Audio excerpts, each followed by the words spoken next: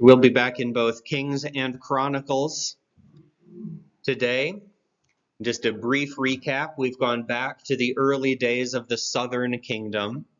Now we've kind of gone through the northern kingdom's history to the time when Assyria conquered them.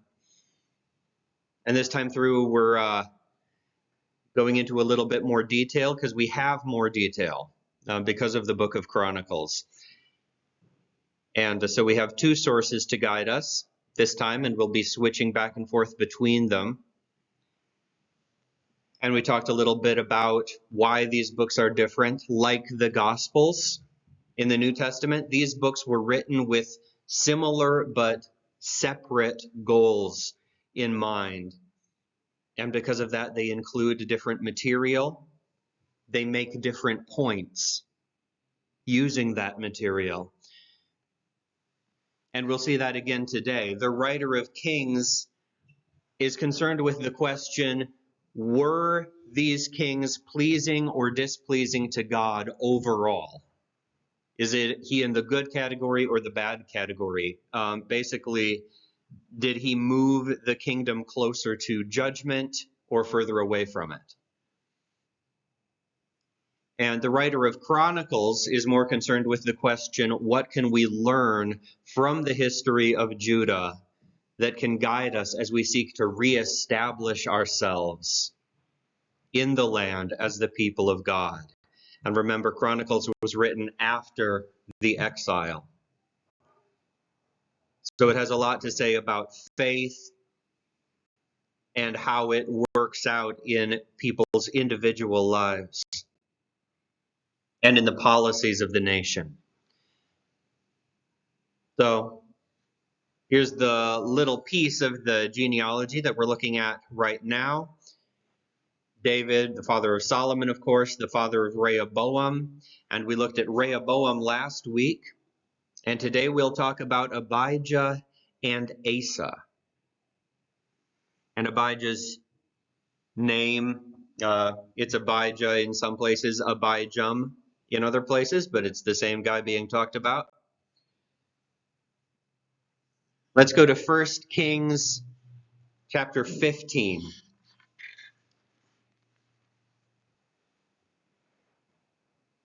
And as usual, 1 Kings gives us a much briefer overview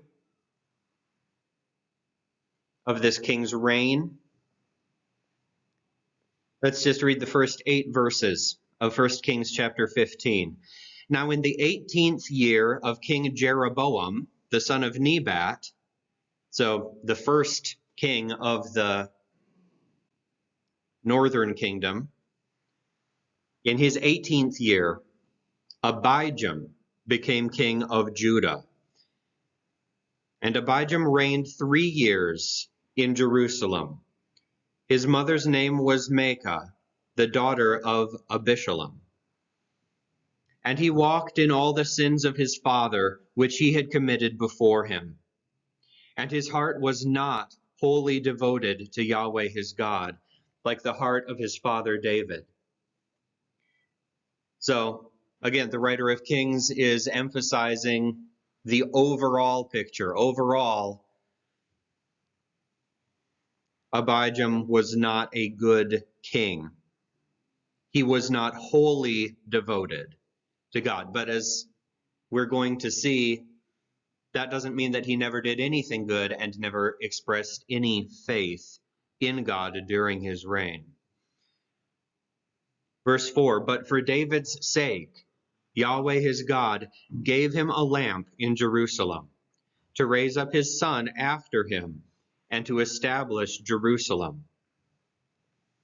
So the best thing about Abijam's reign, or Abijah's reign, is that it led to the reign of his son, Asa. And God gave him this lamp for David's sake in verse 5, because David did what was right in the sight of Yahweh, and had not turned aside from anything that he commanded him all the days of his life, except in the case of Uriah the Hittite. Now there was war between Rehoboam and Jeroboam all the days of his life. Now the rest of the acts of Abijam and all that he did, are they not written in the book of the Chronicles of the kings of Judah? And there was war between Abijam and Jeroboam. So both Rehoboam and Abijam had war with Jeroboam. And Abijam inherited this war from his father and continued to fight it. Verse 8, and Abijam slept with his fathers, and they buried him in the city of David. And Asa, his son, became king in his place. So we really have only one detail about this guy, and that is that he had war with Jeroboam during his reign. So let's take a closer look at that. 2 Chronicles chapter 13.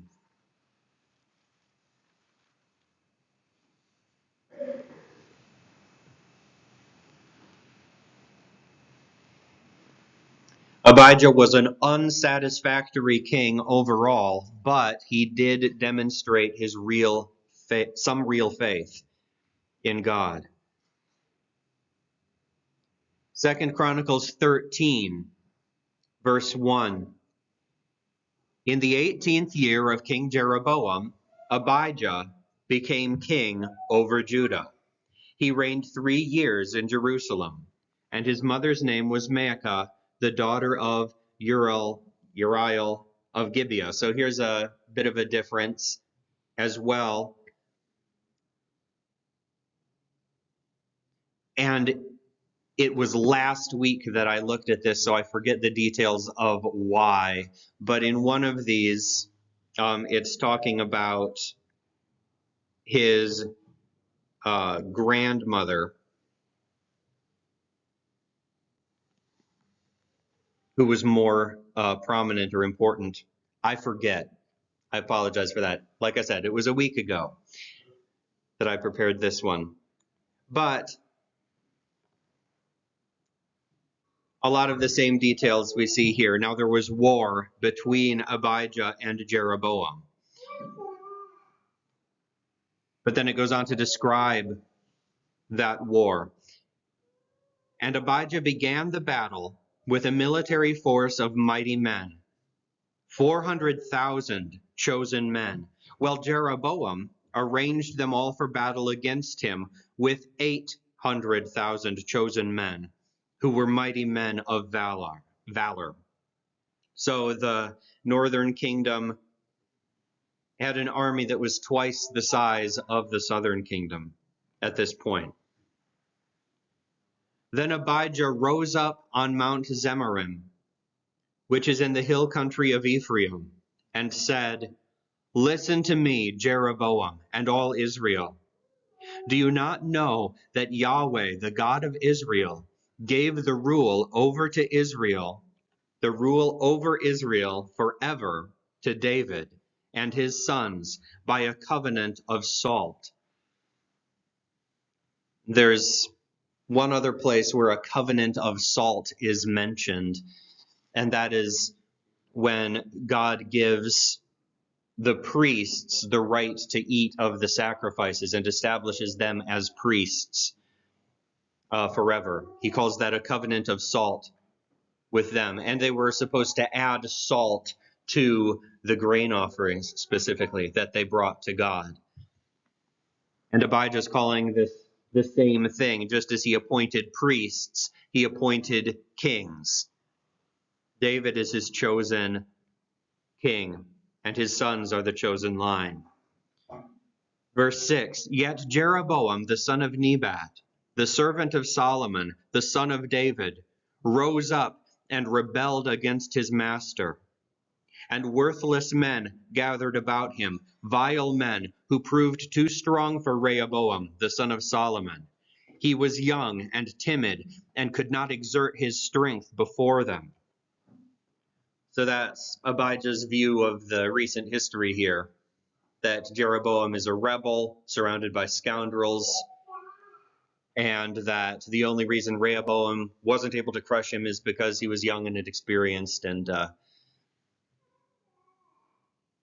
didn't have the power, but that if he had been an experienced king, it would have been no problem to put down this rebellion. So now, in verse 8, you intend to exert your strength before the kingdom of Yahweh by the hand of the sons of David, being a great multitude, and having with you the golden calves, which Jeroboam made for gods for you. Have you not driven out the priests of Yahweh, the sons of Aaron, and the Levites, and made for yourselves priests like the peoples of other lands? Whoever comes to ordain himself with a bull from the herd and 7 rams, even he may become a priest of what are no gods. And we saw this last week too, that the Levites were rejected as priests in the northern kingdom. They were not given the position to serve before these golden calves, and they migrated south and joined Judah. But as for us, Yahweh is our God, and we have not forsaken him. And the sons of Aaron are ministering to Yahweh as priests, and the Levites are in their work. And every morning and evening they burn to Yahweh burnt offerings and fragrant incense. The showbread is set on the clean table, and the golden lampstand with its lamps is ready to light every morning. For we keep the responsibility given by Yahweh, our God. But you have forsaken him. And behold, God is with us at our head, and his priests with the signal trumpets to raise the shout of war against you, O sons of Israel. Do not fight against Yahweh, the God of your fathers, for you will not succeed. So it's a pretty good speech. There's a lot of really great stuff in there. Do not fight against Yahweh, the God of your fathers, for you will not succeed, he tells them. And God honors this faith. Jeroboam, verse 13, not only did he have a larger army, but he had an enormous advantage in this battle. He had encircled an ambush to come from the rear, so that Israel was in front of Judah, and the ambush was behind them. So Judah turned around, and behold, they were attacked both front and rear. So they cried to Yahweh, and the priests blew the trumpets. Then the men of Judah raised a shout of war. And when the men of Judah raised the shout of war, then it was that God smote Jeroboam and all Israel before Abijah and Judah. And the sons of Israel fled before Judah, and God gave them into their hand. And Abijah and his people struck them down with a great slaughter, and 500,000 chosen men of Israel fell slain. Thus the sons of Israel were subdued at that time, and the sons of Judah were strong, because they leaned upon Yahweh, the God of their fathers.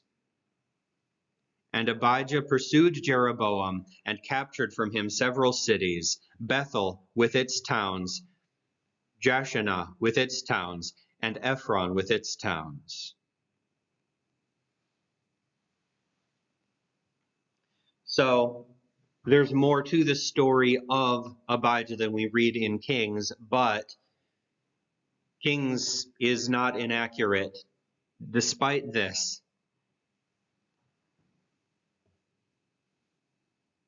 despite the fact that Abijah was quick to attack Israel's false worship, he turned a blind eye to his own nation's idolatry. The idols that had been set up in the time of Rehoboam remained. The people of Judah were not nearly as pure, not nearly as faithful as Abijah said they were. And he did nothing to reverse that trend.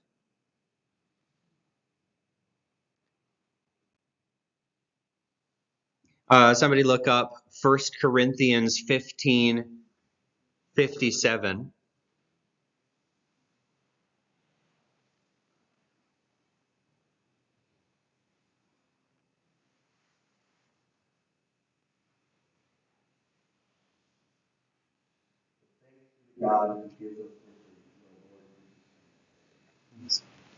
So one of the blessings we have in Christ is victory. Not victory over the same enemy that Abijah faced, but in the context, it's talking about victory over sin and death in particular. And where there is a victory, it implies a war and a need to trust God in that war.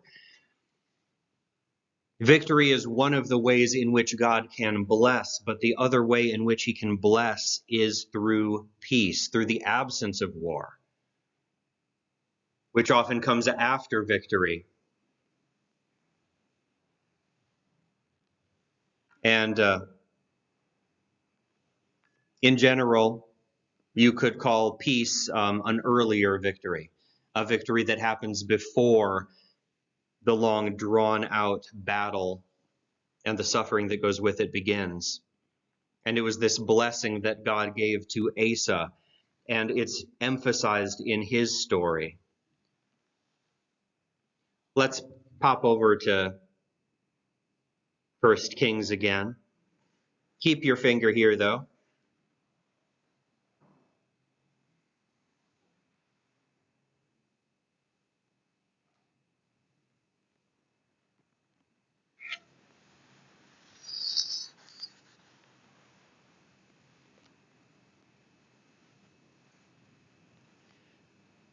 First Kings 15, starting in verse 9.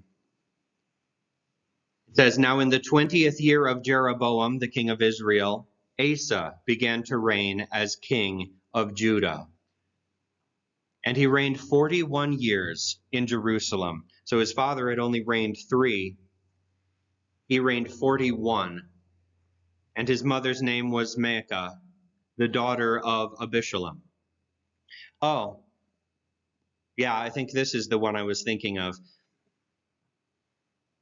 I believe that's another name for Absalom, a different way of saying it. And that this is talking about Asa's grandmother here. I can't verify that with 100% certainty. Like I said, I'd have to go back and look it up. But Asa did what was right in the sight of Yahweh, like David his father. He also put away the male cult prostitutes from the land and removed all the idols which his father had made. He also removed Maacah, his mother, from being queen mother, because she had made a horrid image for Asherah. And Asa cut down her horrid image and burned it at the brook Kidron. But the high places were not removed. Nevertheless, the heart of Asa was wholly devoted to Yahweh all his days. And he brought into the house of Yahweh the holy things of his father, and his own holy things, silver and gold and utensils. Now there was war between Asa and Baasha, king of Israel, all their days. And it talks a little bit about that. Baasha went up against Judah, built up the city of Ramah near it as a place from which to attack Judah. But Asa sent a gift to the king of, Aram. I was going to say Aram, but just making sure there are very similar sounding countries. Yep, the king of Aram, north of Israel. Their capital was Damascus. Sent to them saying, please break your covenant with Baasha. Fight against him for me. Let's be friends. The king of Aram agreed, and because of he started to come down and take over the northern kingdom, and so Baasha retreated, and Asa was able to stop the construction of Ramah, take away the building materials, and using them for his own purpose somewhere else. And the rest of the acts of Asa in verse 23, and all his might, and all that he did, and the cities which he built, are they not written in the book of the Chronicles of the kings of Judah? But in the time of his old age, he was diseased in his feet. And Asa slept with his fathers, and was buried with his fathers in the city of David his father. And Jehoshaphat his son reigned in his place. So in this case, we have something like the opposite of what we saw with Abijah. Abijah was overall a bad king, but he did some good things. Asa is overall a good king. But we see the other side of the story a bit when we go to 2 Chronicles.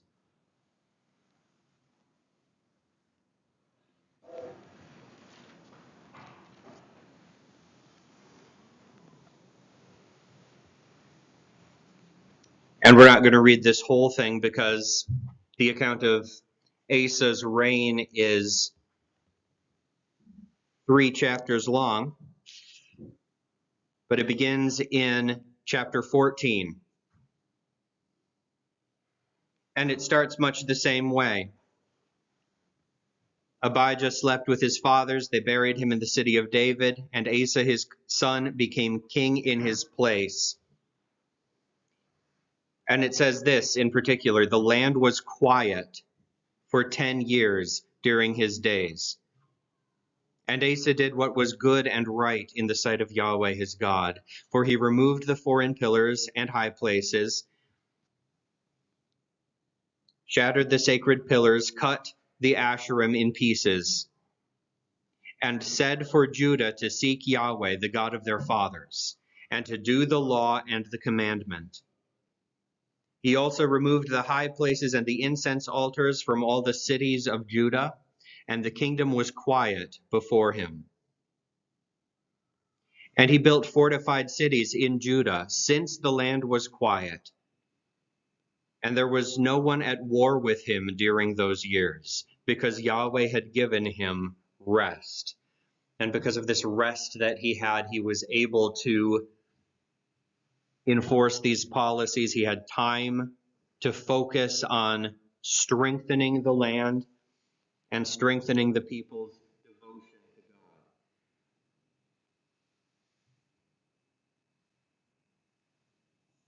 So he built cities, he built up his military force. In verse 9, Zerah, the Ethiopian, so this army out of Africa, comes up with a military force of 1 million men and 300 chariots. And Asa goes out to meet him. This is in a time of general peace, but this one threat comes against them. And Asa called to Yahweh his God and said, Yahweh, there is no one besides you to help in the battle between those of abundant power and those who have no power. So help us, O Yahweh our God, for we lean on you. It's the same phrase used before of Abijah. They leaned on God. We lean on you, and in your name have come against this multitude. O Yahweh, you are our God. Let not mortal man prevail against you. So Yahweh smote the Ethiopians before Asa and before Judah, and the Ethiopians fled. They pursued them, they struck down cities, they captured much spoil, then returned to Jerusalem.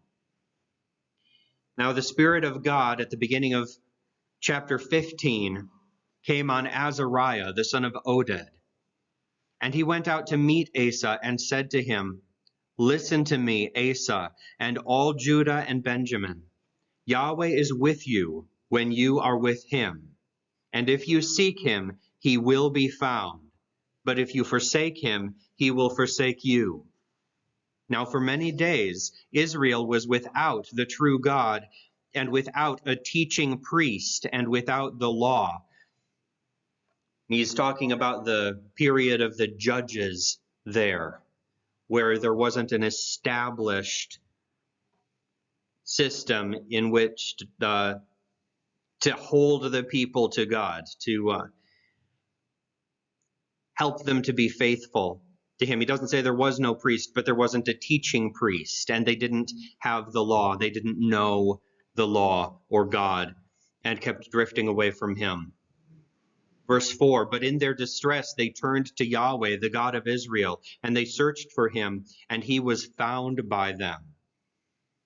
Now in those times there was no peace to him who went out, or to him who came in, for much confusion was upon all the inhabitants of the lands.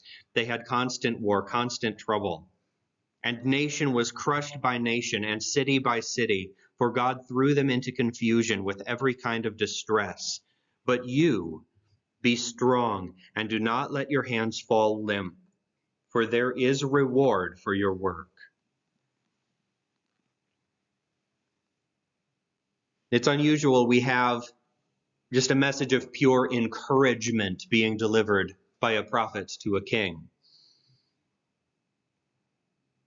Now when Asa heard these words and the prophecy which Azariah the son of Oded the prophet spoke, he strengthened himself and took away the detestable idols from all the land of Judah and Benjamin, and from the cities which he had captured in the hill country of Ephraim.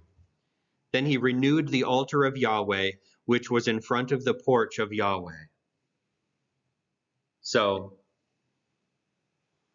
he reestablished even further the proper worship of God as the official religion of the nation. He gathered all Judah and Benjamin and those from Ephraim, Manasseh, and Simeon who sojourned with them. Because remember, many defected to him from Israel when they saw Yahweh was God, his God was with him. More came actually now than had come under the time of Rehoboam. So they assembled at Jerusalem in the 3rd month of the 15th year of Asa's reign.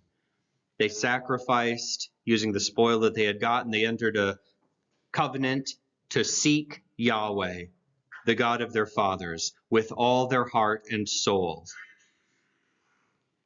And whoever would not seek Yahweh, the God of Israel, should be put to death, whether small or great, man or woman. So they made this oath together. They were glad because of it. It talks about how he removed the queen mother because of the image she had made. The high places were not removed. It says again in 17, the idols were, but there were still a few of those ancient sites of worship, those holy places that were important to the Israelites that remained, where they weren't worshiping idols, but they were alternative places to worship God. Nevertheless, Asa's heart was wholly devoted all his days.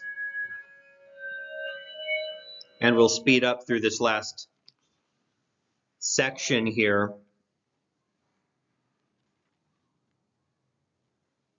The war with Baasha or Baasha is described in a slightly different way. Remember, he sent money to the king of Aram to rescue him from Baasha, to come down and attack him. But after he did that, at that time, in verse 7 of chapter 16, Hanani the seer came to Asa, king of Judah, and said to him, because you have leaned on the king of Aram and have not leaned on Yahweh your God, therefore the military force of the king of Aram has escaped out of your hand. And we see this causing problems in the days of Asa's son. Were not the Ethiopians and the Lubim a vast military force with an exceedingly vast number of chariots and horsemen? Yet because you leaned on Yahweh, he gave them into your hand. For the eyes of Yahweh move to and fro throughout the earth, that he may strongly support those whose heart is wholly devoted to him. You have acted foolishly in this. Indeed, from now on, you will surely have wars. This made Asa very upset. He arrested Hanani and oppressed some of the other people, probably those who had the courage to also speak against what he had done. And the disease in his feet is described a little differently too. It says, "And Asa became diseased in his feet in the 39th year of his reign. His disease was severe, yet even in his disease he did not seek Yahweh, but only the physicians." So Asa slept with his fathers, and he died in the 41st year of his reign. And they buried him in his own tomb, which he had cut out for himself in the city of David. And they laid him in the resting place, which he had filled with spices and of various kinds, blended by the perfumer's art. And they made a very great fire for him. So we see throughout the account of his reign the correlation between faith and peace. And it was when he began to fight using his own human wisdom and pragmatism and began to lean on those who could help him, he believed, and stopped leaning on God. That is when he began to have war and trouble. And even in his distress at the end of his life, he did not seek Yahweh in it. So his faith grew cold late in life. He began trusting in other things, and it's a sobering warning to us that we can go the same way, that just because we start out well does not guarantee that we will end well. And God didn't forget what he had done earlier in his reign. He was still overall a good king, a king that God approved of.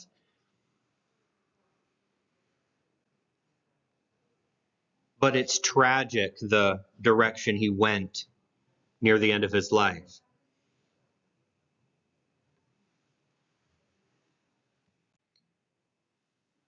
Isaiah 26:3 says, "I will keep him in perfect peace whose mind is stayed." Sorry, it's talking to God. "You will keep him in perfect peace whose mind is stayed on you because he trusts in you." Our war is a war for faith. To achieve faith is to achieve victory and peace. Faith is the victory. God strongly supports those whose hearts are fully devoted to him. Any questions or comments about the stories of Abijah or Asa or anything else we've been going over before we close?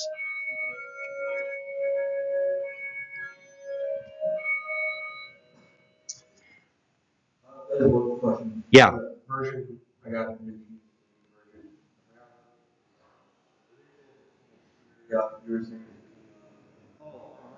Yes.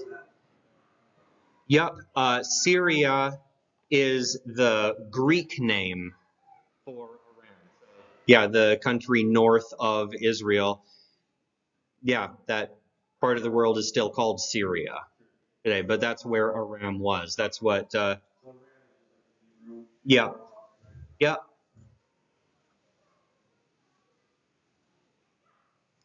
All right, let's close in prayer. Father, thank you for this time that we can spend studying your word. Thank you for how rich and how powerful it is. Help us to learn from the examples that you've recorded for us, to remember to lean on you first in every trial we encounter, to pursue faith in you,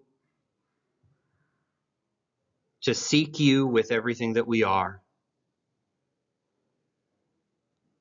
and to be willing to sacrifice anything in our lives that distracts, that pulls us away from you. Help us this morning as we worship you to worship you sincerely, to give you the love and the devotion you deserve, to be pleasing in your sight in everything that we do, say, and think. In Jesus' name, amen.